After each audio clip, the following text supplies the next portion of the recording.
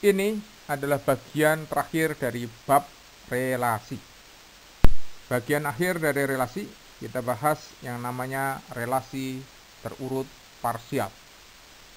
Penggunaannya bisa di kamus, contohnya kamus, dan yang memerlukan urutan yang lainnya.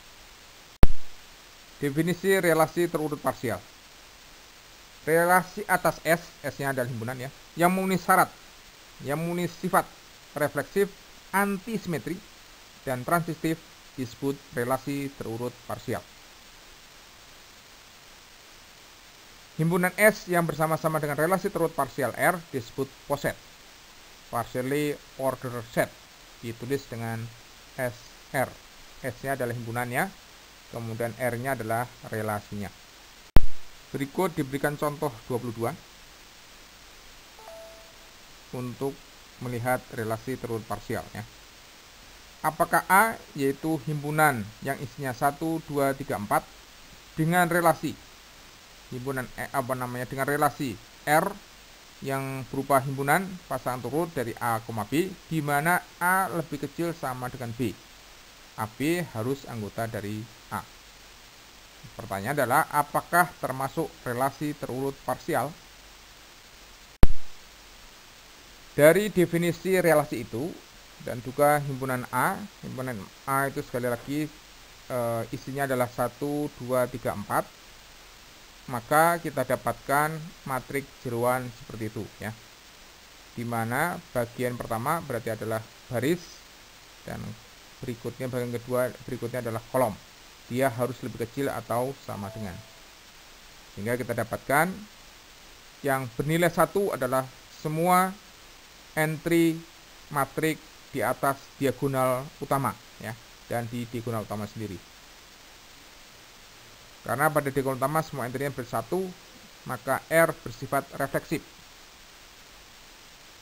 Karena untuk semua entry untuk I tidak sama dengan J berlaku jika AIJ sama dengan 1 dan AJI sama dengan 0, berarti dia bersifat antisimetri ya. Kalau di AIJ itu 1, maka JI AJI itu harus 0. Itulah antisimetri. Jadi sudah refleksif dan juga sudah antisimetri dari melihat matriks jeroan. Nah, dengan membuat matriks di graf, dengan membuat diagram di graf, maka kita bisa melihat bahwa dia adalah bersifat transitif.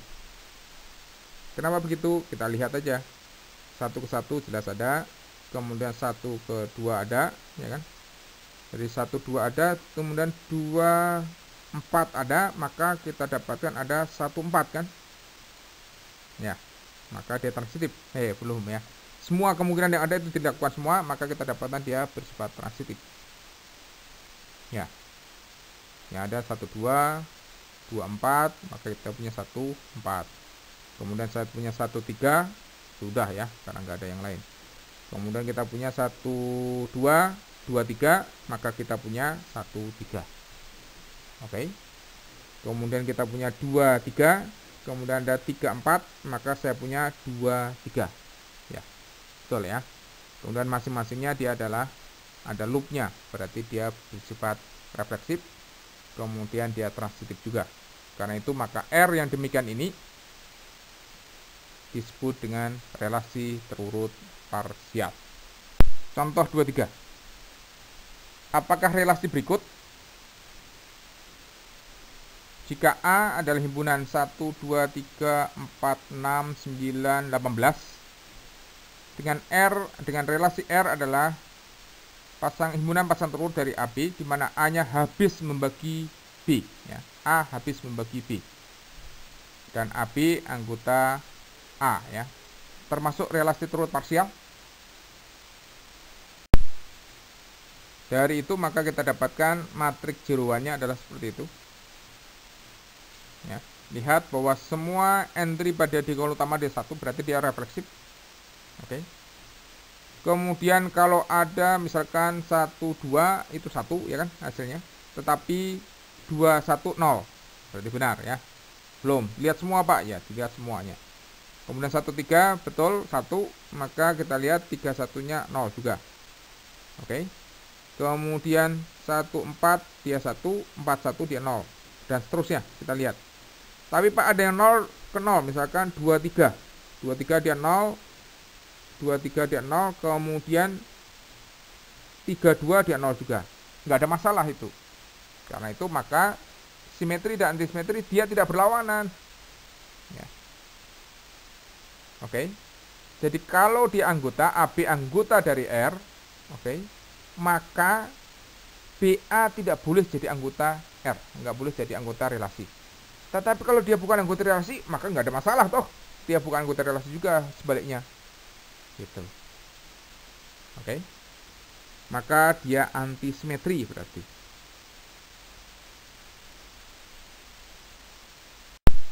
Untuk melihat transitifnya kita bisa gunakan digraf ya. Kita lihat bahwa 1, 2 ada, 2, 4 ada, maka 1, 4 ada. Bagian itu berarti transitif. 1, 2 ada, 2, 6 ada. Oke, maka saya punya 1, 6 ada ya. Kemudian 1, 3 ada, 3, 6 ada, maka saya dapatkan 1, 6 ada. Kemudian dari 1, 3 ada, kemudian 3, 9 ada, maka ada 1, 9. Oke, bagian yang berhubung dengan 1 benar ya. Berikutnya kita punya 2, 6, maka ada 6, 18, maka saya punya garis ya, busur di mana ada 2, 18. Ada 3, 6, 6, 18, maka saya punya dapat busur 3, 18. 3 ke 9, 9 ke 18, maka saya punya 3 ke 18. Oke. Dengan demikian, maka dia juga bersifat transitif. Akibatnya, relasi R yang didefinisikan tadi, dia adalah bersifat relasi terurut parsial. Comparable.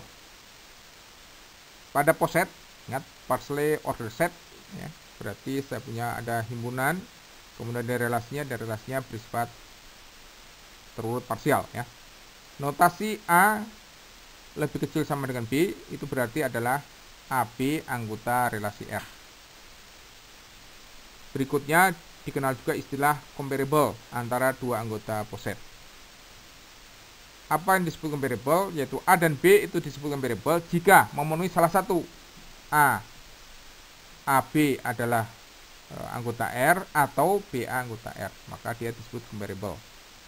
Jika tidak memenuhi ini disebut incomparable, tidak dapat dibandingkan. Contoh 24. Pada poset Z positif dengan operasi habis membagi, apakah 3 dan 9 comparable? Apakah 5 dan 8 comparable?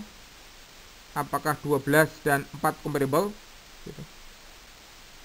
3 dan 9 dia termasuk comparable karena 9 habis dibagi 3. Sekalipun dia 3 tidak habis dibagi 9 ya. 5 dan 8 tidak termasuk comparable karena 5 tidak habis dibagi 8 dan juga 8 tidak habis dibagi oleh 5. 12 dan 4 dia comparable, kenapa? Karena 12 habis dibagi 4, sekalipun 4 tidak habis dibagi 12. Total order. Jika himpunan S dengan relasi lebih kecil sama dengan sebuah poset ya, yang comparable tadi, dan setiap dua elemen yang berbeda dari S comparable, maka S disebut totally ordered atau linearly ordered set, dan relasi lebih kecil sama dengan ini disebut sebagai total order atau linear order. Sebuah totally ordered set disebut sebagai chain.